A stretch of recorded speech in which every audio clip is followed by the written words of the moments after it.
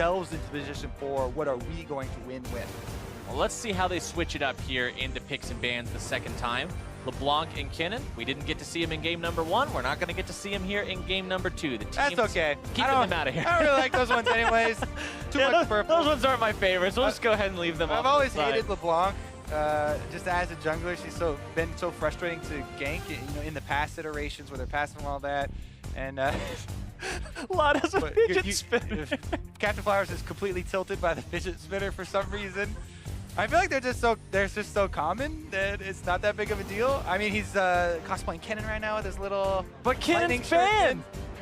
That's the problem. That's why I'm. That's my biggest thing with those is that when it's actually spinning in your hand, it doesn't really feel weighty, right? It doesn't really feel important until you like kind of move it around and you get a little bit of the torque going. A little bit of the inertia. Other than that, whatever. That's neither here nor there. Yeah. What's here or there? I'm actually pro fidget spinner, even though I don't own one. God. I think it's fine, and people should calm down with it. Oh, I thought you were saying you were a pro spinner of fidgets. Like you were a pro level that would be fidget gross. spinner. That'd be gross. I was like, what do you mean you're a pro at this? Like, this isn't MLG. Like, I don't own one. Meanwhile, though, okay, we're back into the fans. We're back into the fans. Big playmaking here for Team Dignitas. Big again. You know, a big smile on his face after last game. He got to play the Rakan. He enjoyed it so much. He had fun with it. They prioritized it. And honestly, I had fun watching it because he did have some really cool plays on it.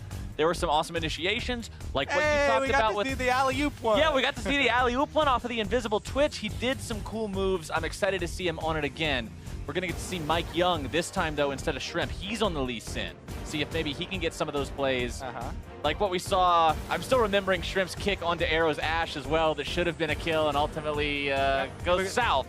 People got scared of that Galio big blast zone showing up.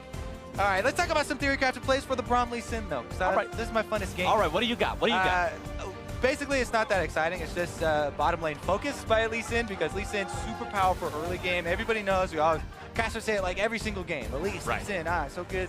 You know, ganking early on. Braum lanes are really good at actually punishing Rakan and turning things around like that with the passive, stacking up for those stuns. If there's an overcommitment towards an offensive move here from Rakan, Lee Sin Visitation is something that can really turn around, especially if you do have the Braum, because he easily was able to proc that stun, and you get those chase down kills. That being said, though, obvious answer is Elise is locked in, so playmaking on both sides, early level 3s, and these are the most classic junglers that we've had for years now. Yeah, they do a little bit of everything. They're always viable unless they're just currently nerfed into the ground in terms of numbers, but that's not the case right now, so they're both still going to be in there, and they're both locked in this game.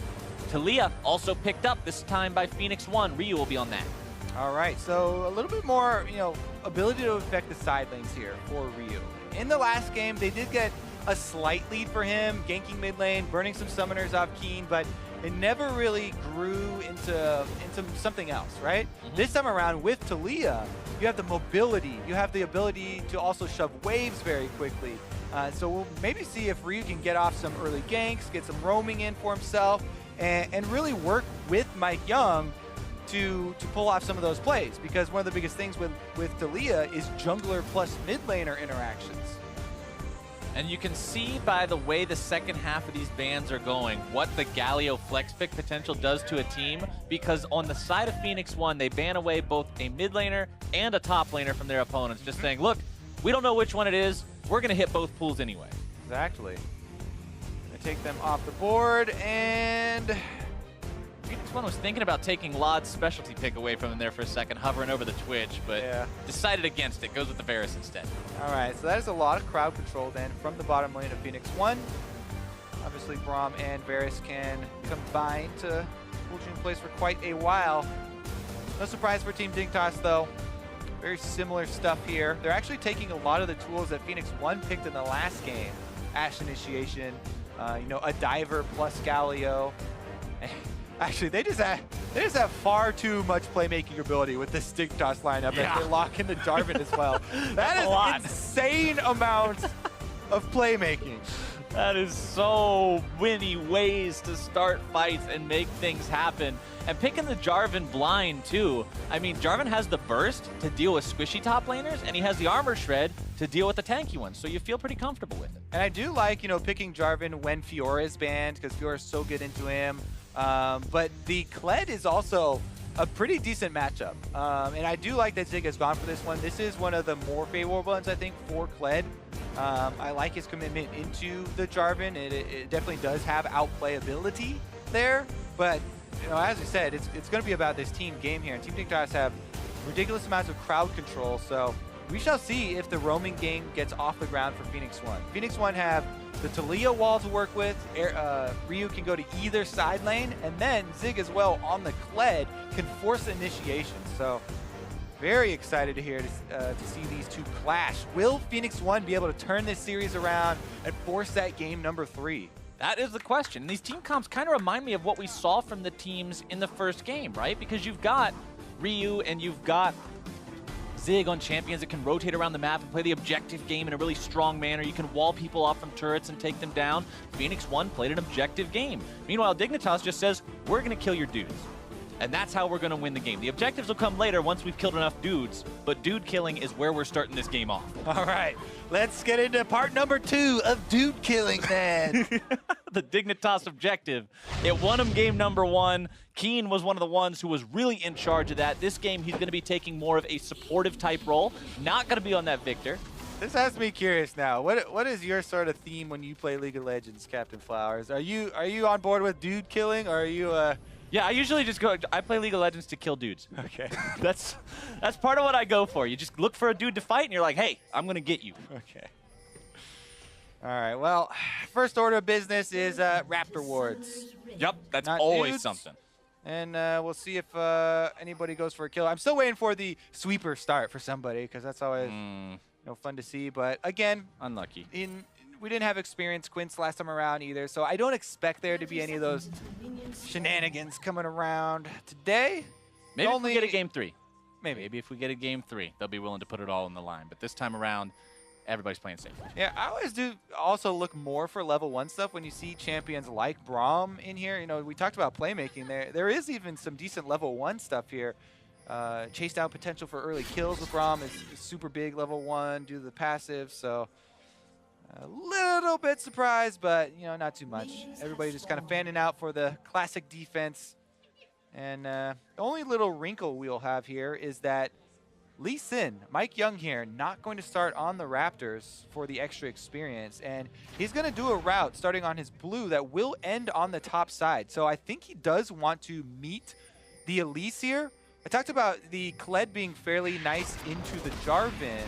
I'm wondering if they actually want to put more focus on that top lane and try and get Zig, some early advantages for his 1v1 with Someday up on top and continue with that strategy. Because Mike Young starting down here on blue side is definitely abnormal with the Lee Sin. Meanwhile, a completely normal start for Shrimp up there at his own Raptor camp. That's one of the nicest parts about having the Galio too. You get an awesome Raptor leash for whoever your jungler is. Yeah, that's always so nice to get the really strong Raptor leashes. And we'll see. Even more curious as this route develops. He's going for the power clear so far. So it's not the early end up on top lane to affect the 2v2. And Shrimp, because Mike Young's doing the kind of power clear here and getting all the camps on the bottom side, Shrimp has the opportunity, though he doesn't know it and hasn't had any vision of Mike Young, to move up there quicker if he went right after this double buff. But we'll see if this Scuttle Crab actually draws any attention. That is usually a big point to go after when you do have these double melee matchups that can be turned pretty heavily by jungler intervention. Shrimp's just going for his own Gromp. Both sides seem content clearing through their jungle. Ah, they spotted him. Yep, Hawkshot's going to get a look at him right there. All right, it'll just be the power clear then. So it's a very efficient power clear coming from the bottom side for Lee Sin, but as we said, that does kind of give the initiative over to Shrimp to pull off the first move. Good instance there from Ryu, going to get some vision for his jungler. They did have a theory that Shrimp would go up here because of the Hawk shot, and try and get that deep vision. So Ryu does go over to try and cut off his move. Too bad for him though. Shrimp utilizes the auto attack reset W on Elise, kills the ward, and continues with the invade, and preps himself for this dive. Seeing if maybe they can go for something here, but remember, Kled is tricky to dive sometimes. A little bit. The dismount can really troll you if you're not prepared for it. They go for some damage, but as the bear trap on a rope would proc, instead the repel comes up and Shrimp gets out. Well played by Zig there, utilizing the minions. Now can Keen do the same? Taunting up to block some damage, Sonic Wave into Resonating Strike. Mike Young goes underneath the turret to put some extra damage on there. As meanwhile, bottom lane, Big and Lod trying to trade back and forth here with Shady and Arrow. That Braum, very, very tanky. All right, Summoner Spell down in the mid lane to watch. Galio, though, can always default to farm mode and just spam out the Wings of War. So Keen doesn't have to put himself in another vulnerable position. He might have to give up some CS to play that way, but it shouldn't be too big of an issue. We'll see if Mike Young can continue to camp and actually force something there, though, because, as we said, they would love to get this Talia some open space to work with. And a flash down plus teleport down on Galio is a point where they can continue to pressure to try and pry this game open and allow Ryu to enter roam. And we saw Phoenix1 in game number 1 have a solid early game. They just need to be able to hold on to it in game number 2 and translate that into more based off of the objectives they were able to acquire and the plays that they were able to make. This time around, with that Talia and with that Kled, the synergy between the two of them, like you mentioned in Champion Select, you can get those guys rolling around the map together really, really easily. You can block off Drakes, you can block off turrets, you can make plays all over the place. Just put a wall up behind them, put Kled's X right on the spot next to the wall, and run him down. Definitely true. Hawkshot again is on point from Laud as well, so not only do you want to, be able to find the jungler with it, but the timer on the camps is actually pretty important. And you will, the higher you get, more and more junglers keep track of the minute 40 respawns on the small camps, not just buffs that you're looking for there, as the small ones really help you continue to track the enemy jungler through those pockets of fog of war. All right, somebody just forced to cancel his recall there. Might delay it a little bit. Yeah, not too big of a deal. Not if just he's on yet. point with number 3 here. Nice one from Lodge. Should be able to hit. Yup. Finds Mike Young right there hanging out in the chicken pit. And he'll get another timer on the chicken pit. That'll be 7:42, 7:43, the respawn. So they should be able to keep track of him there. See, did Shrimp leave the small Krug? Did he just take the big one away? Yeah. Yep, just took the big one. Wanted to leave that poor little baby Krug there instead. So only 30 gold goes the way of Mike Young. Never even got to grow up. Nope, it'll never be a big fat Krug. It's just going to be that little poor baby one. Oh no! Oh, this timing could be tragic for Zig. Shrimp shows up into the top lane, finds the cocoon, the burst damage comes out. Zig gets himself into a decent enough spot to have Mike there. Yeah, so what you want to do when you have Kled in lane like this is, as a jungler, I would push up to allow Kled to get his autos off to remount before I left. Oh, but here comes the burst. I don't know if he'll get away in time. He won't. Shrimp's got the first blood. See, you're not safe on Kled in mini form. He's just a Yordle walking around, super short legs. No way you could dodge that. You're only fast if you're charging somebody. Right. So number one priority, actually, when you are a jungler coming to help out your Kled, let him remount. Push up for him so he can get those auto attacks off, because it was super dangerous for Zig there. He didn't have any options. No. Meanwhile, we got a little exchange here around mid lane. But yeah, remember, your top laners will appreciate that if you just allow them to get back up on their cowardly steed. Yeah, if he would have had his Chocobo back there, he would have been in a lot better of a spot. Because it's two things here. The minion wave not pushing towards him. Yeah, going for that ward. You can definitely criticize him for going for that ward. Yeah. Because he is so vulnerable, and that's always a risky thing to do and almost never worth it up against an Elise, because if you're in ward range, you're in cocoon range. So it is also a lot of Zig's fault. However, I do really always encourage junglers to help them remount. Meanwhile, down the bottom lane, we saw the arrow fire off and flash being blown there from Arrow himself. And that's pretty big. I mean, again, this is another champion that doesn't have built-in escape mechanisms. With flash down, that means somebody's got to jump in front of it, or he's got to be real, real careful to not be in there. More hawk shots fired into that jungle time and time and time again. Laud is making sure he's not sleeping on keeping track of Mike. Yeah, he's doing a good job of it. That one just barely misses. Mike Young cleared out the wolves just in time and was able to escape for now. Tiamat done on Someday there in the top lane, done for Zig as well. Gonna see really standard builds out of these top laners. The classic cruiser build, Tiamat into the Black Cleaver, into the Titanic Hydra evolution. Just the standard these days for top laners to make sure that they're effective at both dealing damage to the enemy carry, as well as surviving in the fights thanks to the big health pool. While the junglers, Runic Echoes plus that Tracker's Knife already completed for Shrimp means he does a lot of damage and he can help kind of keep track of what's going on around the map. A little bit slower progression here for Mike Young, who's still setting on the Caulfield's Warhammer, doesn't have his Tracker's Knife yet either, so taking a little bit longer to make sure he gets that money spent and comes online. He does have it in his pocket to spend, just has to go back and get it. That's a good feeling, though. You got money in your pockets, just waiting to go to the store, cash in. But it's a better feeling after you go to the store and you got the stuff that you wanted to buy. Exactly. Much better to actually hold the items. That's why really that top lane play was so important and why we stayed on it for a while and kept talking about it, because the first blood going over to Elise, she's such a good early snowballing champion. Now you really got to worry about this brush. They'll know that one person is in there with that hit, but it doesn't reveal necessarily that the Elise is also down there. Right.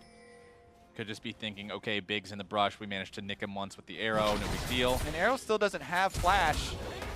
Ooh! Here comes the playmaking potential. Arrow comes out, stun out onto the Braum, but the route onto Elise could be trouble here. Shrimp goes up into the air, exhaust onto Mike Young. Dignitas will disengage. Instincts there as Lee Sin hovering around bottom side for the counter gank. And little bit of a couple misses there, but good disengages. Important to note how this jungle dynamic changes up too after they hit level 6. Elise is level 6, not big impact. Lee Sin's the opposite. Lee Sin's definitely is, and he is in command still of the dragon kick, so somebody's going to get flash kicked. Not going to be in the bottom lane though, as both junglers leave, and the line of control wards for both sides still stands defensively, but Laud is just on him again with the hawk shots, constantly tracking him. These hawkshot drones are just never leaving Mike Young alone throughout the entirety of this early game. Hats off to Laud for making sure he's doing a good job, always keeping track of that. First Drake, by the way, is Mountain, which is pretty juicy, pretty desirable of neutral objective to find. So both these teams could be turning their attention towards that if they can find themselves a fight win or a turret pickup or that mountain juice, huh? That mountain juice, yeah, the mountain. It's like chocolate flavored. Yeah, man. Oh, Shrimp! Shrimp in some trouble. Having to try to get himself away. The Galio comes into the fight. Shrimp now, what can they do? He's caught up between a rock and a hard place and a Talia, which means a lot more rocks. And Shady's the one grabbing the kill as Mike Young is stomped into the dirt before he can find the kill on to Keen. Zig makes his way into the fight with the TP. Someday now having to try to run, flash over the wall, but Zig is in hot pursuit. Keen tries to provide some covering fire, but it's not going to do it today. Phoenix1 gets 2 for 1. So we did see him go for the flash kick, but Repel negated it for a while and had to wait for the delay. That allowed the counter kill to come through, but in the end, Phoenix1 still get the 2 for 1 and are able to, kind of overload members on the bottom side. No objectives pressured through, though, because it was definitely a very big back and forth there. An interesting little DPS given out at the end, even though Someday does eventually get chased down. Let's take a look here. So they catch Shrimp out, able to get the stun on him, but kick is delayed long enough for Galio to come in. And that kind of forces him to the other side here. So Keen unloading his DPS there into Mike Young allows Someday to finish it off. Then he walks away himself. But Someday turns around a little bit there, kind of wanting Zig to complete the teleport. I think he wanted to make sure that Zig used the full cooldown of the teleport and didn't cancel it there, but he got too close and didn't have his EQ cooldowns up. So he gets tagged up, and the chase potential of Braum definitely comes to fruition there with the extra kill going over to Phoenix1, and that gold definitely going to be put to good use. Now they're going to overload top side. Pushing down top means that Phoenix1 could be going for turret first blood again here in game number 2. They got it for themselves in game number 1, which was part of the reason why they had those early gold leads that they did. they can get it this time around, it'll likely be telling a same story. They're only slightly behind in terms of the overall economy right now, but Someday moves in time to stop that. Meanwhile, that Mountain Drake, that Mountain Juice we were talking about earlier, is going to be a tasty treat for Shrimp and the rest of Team Dignitas. Some more objective control as the game goes on. I do love that Mountain Juice. It really puts so much more threat onto the Baron baits that we are probably going to see as this game develops, because it's staying so close here through the mid game. And you talked about how many tools both teams have, right? How much initiation, how much crowd control. The playmaking ability is very high in this game. And Mountain Drake puts so much more emphasis on the vision baits around Baron, on those neutral objectives, and people setting up for picks. Just taking a second off of the time it takes to secure some kind of objective like that can change whether or not a play is good or bad, but now Ryu and Keen just slugging each other back and forth, blow for blow, as the rest of the teams come in, looking to make the fight. Stuns out onto a couple different people. Shady and Arrow finding themselves in a spot to help Mike get the first kill, as Shrimp will also drop along with Keen. 2 dead on the side of Dignitas, looking to see if they can make it 3. Phoenix1 sends in the cavalry charge, and Big is going to be roped up and brought down. Lod won't be able to do anything to save him. Oh my goodness, Phoenix1 instantly collapsed without even the teleport there. Zig is able to ult down to cut off the extra kill, and this time around, they're pressuring on the turret. They should be able to beat Someday, who's trying to take first turret gold on top side. Yeah, there's no chance he catches up to 3 members, and Phoenix1 will claim it. Phoenix1 with turret first blood, plus 3 kills heading their way. That is how you do an early game. Now up over 2,000 gold thanks to that one. Yeah, no hesitation there as they immediately go for the 2v2. You see, Shrimp is almost just as close to this, but Mike Young immediately joins Ryu for that 2v2. So right off the board, there's a member advantage here for Phoenix1. And the duo lane coming up first meant there's no escape. So, you know, Lod is pretty much cut off from the whole fight. He never got to participate until the very end here, at which point Big is already dead. The trap has been set, the close is shut, and Phoenix1 able to get a bunch of kills as well as the very important first turret goal. Now Dignitas is the team finding themselves having to think, okay, do we really want to take this next fight? Is this really worth actually fighting over? And this puts Phoenix1 in a spot where those things that we talked about in Champion Select, the walls and the cavalry charges and all these tools that they have to move around the map and force these issues are going to come in handy, because when you've got the lead, that's when you can start thinking with those and saying, look, we're going to make a move here, here, or here, and you can really be decisive. Well, here is now Rift Herald's pit, as Mike Young's looking to pick that one up again to help out with getting down that last outer turret. What am I saying about last? They just traded another one there. There's plenty of them left. Top side, though, it looks like Zig with the Kled has gotten enough pressure that they won't need to use it even. So Rift Herald can be saved for, you know, maybe a push on bottom side or even in mid lane. And they are just going to bring down the extra members to bully Someday off that top turret, eventually getting it. Looks like they'd like to get the Rift Herald to find the tier 2 take here.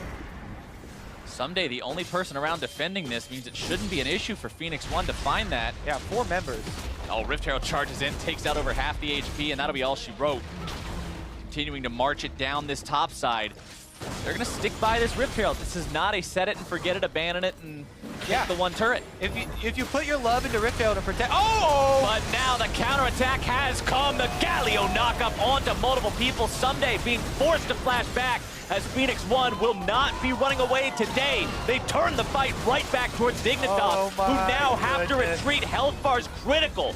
Big barely walking away from that, but as Shady goes too deep, he misses the winner's bite and drops. Oh, Shady all by himself. Nobody's with him. Now Someday's looking to clean up. Someday wants to go over the wall if he can. A double kill there for Shrimp. Arrow's actually going to get away.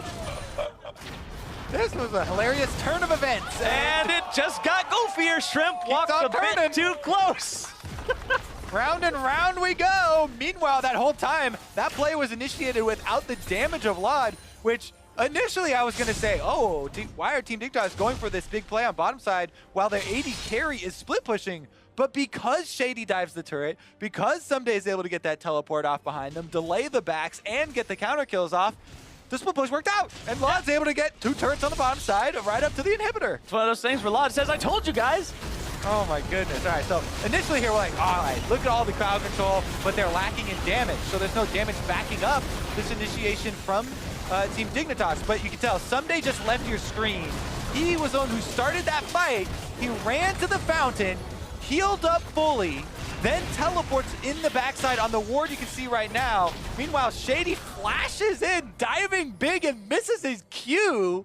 Question mark, question mark, question mark. Question mark pings.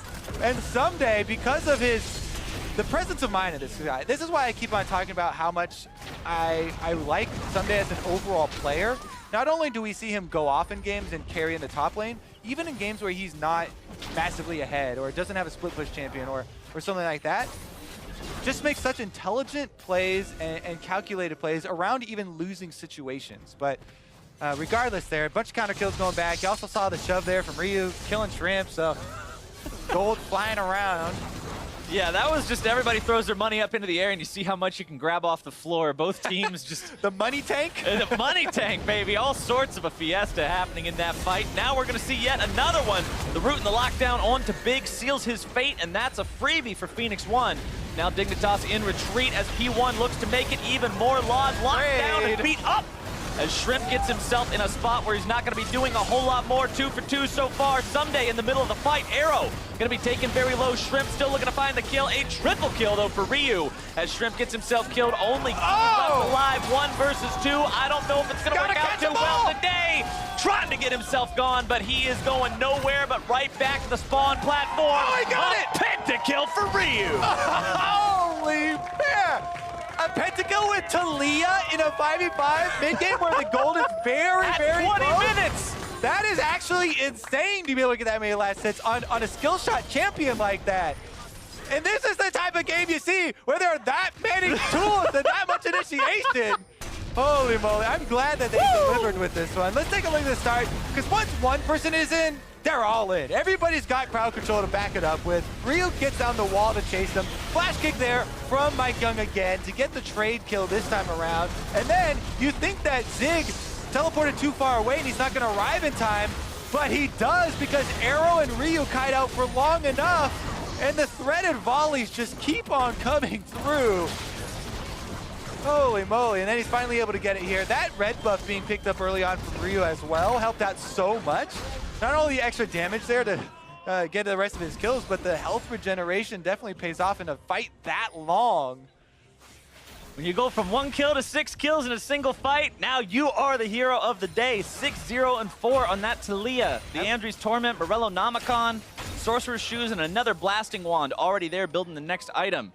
Ryu, last game, he was the one who had to go up against the monster that was Keen with the victor with the 7-0-4 scoreline. This time around, he's the dude who's the boogeyman in the closet that his opponents are going to have to worry about.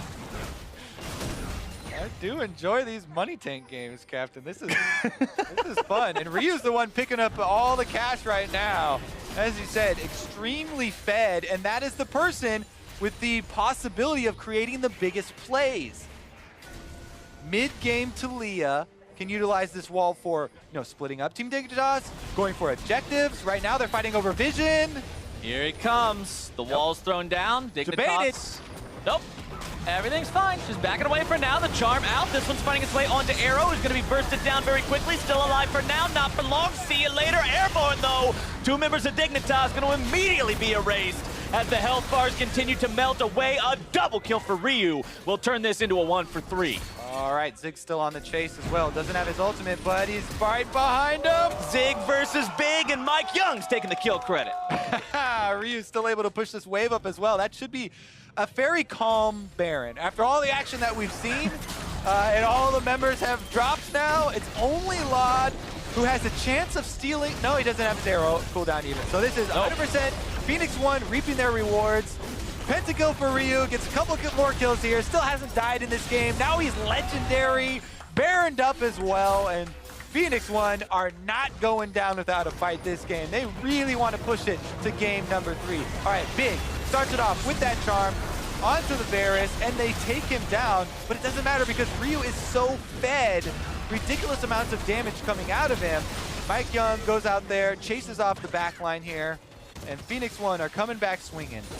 And you could see that Big tried to get on to Ryu, but he couldn't because the threaded volley was keeping him just slow enough that the quickness could not catch up to that very, very fed Talia. So now Phoenix1, man, the world is their oyster. They get to crack everything open, they get to take whatever they want, and it's very, very hard for Dignitas to try to defend against this. Those Baroned up minions, real difficult for Lot at this point in time. He's got Infinity Edge and Shiv, but whew, this team is 7,000 gold down. Definitely becomes very tricky now. 7,000 gold down, no vision to speak of out on the map, just a couple of sparse wards here in their own defensive jungle. And Team Dignitas are just trying to farm for late, trying to defend their turrets while the Baroned up siege is coming through from Phoenix1. Now, they have already sent Ryu down to collect this bottom wave, and they should be able to clean up this secondary turret pretty easily. Then the crunch time really becomes. Since it's so early in the game here, only 24 minutes, how quickly are Phoenix1 actually going to press inside for an inhibitor turret kill? Because those big neutral objectives, you know, you're gonna have to wait another 2 minutes for the Baron buff to expire. So there's a lot of time to work with. They don't have to necessarily rush in, and they actually use it as a diversion. They cut off everyone defending bottom lane. What a nice switcheroo here from Phoenix1. They feint the bottom side. Phoenix1 with the bamboozle onto their opponents as Dignitas now mounts their counterattack. Zig immediately dismounted from Skarl, trying to make this fight happen, get right back up there. Legendary for Ryu taking down Keen. The push continues, the charge is sounded. Zig's underneath the Nexus turrets, finding the burst, gets himself the damage, drops the aggro, and it's a clean ace for P1. Oh man, they are not playing around. 25 minutes into the game, looking to end it and push it to game 3. This is actually GG. Phoenix1, in one of the most awesome performances that we have seen in a while, manages to find their win and take us to the third and final game in this series. Oh my god, that game was fire. Look at how casual he is. He got a pentakill and got to beat up everybody, and he is just gangster about it. That is perfect. We've got two opposite ends of the spectrum. Captain Flowers and Ryu. Hey, what about Big? Big's pretty excited too. I'm not the only excitable person here. You have company. You have company on this end. But you're pretty far away from Ryu. From this end, yeah. That's how you do it. That's how you get the 20-minute Talia pentakill. You're just at peace with yourself and the game and everything. Not only did he get a pentakill, not only was he, so big in those team fights and the constant skirmishes, but I just really thought that the way they ended this game out was a thing of beauty. Baiting the bottom push, which was the super obvious clean up the easy gold, using the Talia wall to cut them off after they'd committed to that defense was just, that was beautiful stuff. That was really well done. And Phoenix1, obviously, they just had great plays throughout this whole game. Starting with 14 minutes in, you can see them get a 3-for-0 here against Dignitas. All right. This game, it was crazy. We had a lot of skirmishes, but this was one of the best ones, right? Big went in, he got the double charms, and Shrimp was focused on this bottom skirmish. Meanwhile, Mike Young had gone in, and they won the mid laner 1v1, which earned them a lot of power here. So the early roam from their bottom lane, plus the focus fire, gets them the kill advantage in that skirmish super early on. And this is where the game really took off, right? 14 minutes into the game, you get that many kills. They also transitioned that into the first turret gold. So a bunch of gold to work with, and that's what really started the ball rolling. And as that ball kept rolling, they kept taking control of the game. They got to the point where we saw this 17-minute base defense craziness from Dignitas as Phoenix1 mounted the attack. 17 minutes into the game, inhibitor turret they're on here, and Dig go for an initiation with their 80 carry. You can see on the mini-map, not there. So the damage, large part of it is missing.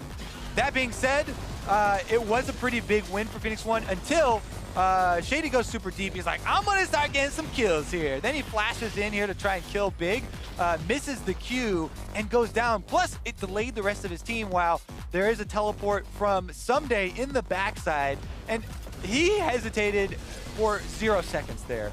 As soon as he got chunked out in the fight, immediately went to the fountain, had his game plan, was able to cut off that kill. Meanwhile, the other kill's going through, and that's where it started just flying around. Everybody's picking up the money. And we thought this is where the game was going to be crazy. But if this game taught us anything, is that things will get crazier another replay for me before they end up getting more normal. So now we're taking you to the play of the game. Ryu, the man of the hour, the man with the power, the pentakill. All right, so this one starts off. Both top laners, you can see, are heading over to the skirmish. But One of them uses teleport down here to this bottom ward, and Zig has to go around this Talia wall. His ultimate goes the long way, and it takes forever for him to join the fight. In the end, it doesn't matter though. Ryu was just absolutely destroying Team Dignitas with this threaded volley. Also picked up that red buff super early on. And in the end, pentakill, able to get the last one here. Zig was letting him have it. You can see him just walking circles. What a true teammate. Yep. Not even trying to take it there. There's no possibility of it. You got two types of teammates. You got the guy who deliberately will save a spell just to steal it away from you, people like you. And then you got the people like Zig who just walk around in circles, pretty much take the left hand off the keyboard. I'm not hitting a single thing. This is your pentakill. That was a really cool moment for Ryu, though. And it's not like it was just there for show either. After he had that, the amount of money, the economy surge that gave him meant that for the rest of the game, as short as it was, the game ended 5 minutes later, he was just able to put down so much damage and so much threat that we don't have a replay of the next big play that happened in sequence. But the game ended. The game ended. Yeah, we got to watch that one just a couple of seconds ago anyway. But sorry, where were you going? No, where we were going was the Twitch play where they caught, not the Twitch play, the Varus play where they caught out the enemy AD carry. They're thinking, oh, look, we got Arrow. This is going to be the pick. This is going to be the fight. And then it doesn't work. It's like, hey, that's not Ryu. Sorry, you lose anyway. Dignitas, what normally would be a successful plan, isn't so successful when you're staring down the barrel of that incredibly fed mid laner. The teams are all tied up, but can Phoenix1 grab their first win of the split here in game number 3? That's the question. Meet us back here for the answer and the conclusion of this series. Don't go anywhere.